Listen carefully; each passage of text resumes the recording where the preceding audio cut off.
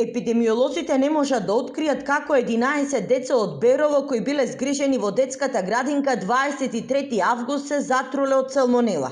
И последните анализи од земаните мостри од меленото месо, јајцата, пудингот и пилешкото се негативни.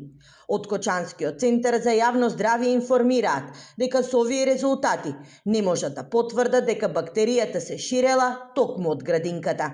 Сите анализи се негативни. Анкетите на заразените деца потврдуваат дека допирнат, односно заедничка точка им е градинката. Сега понатаму епидемиолозите од Центарот за јавно здравје си имаат своја постапка кај што ќе барат други можни извори на зараза.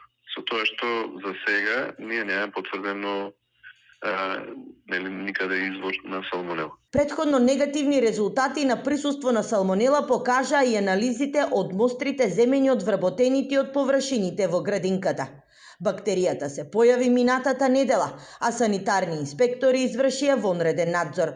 Беше донесена и одлука кујната во градинката да биде затворена.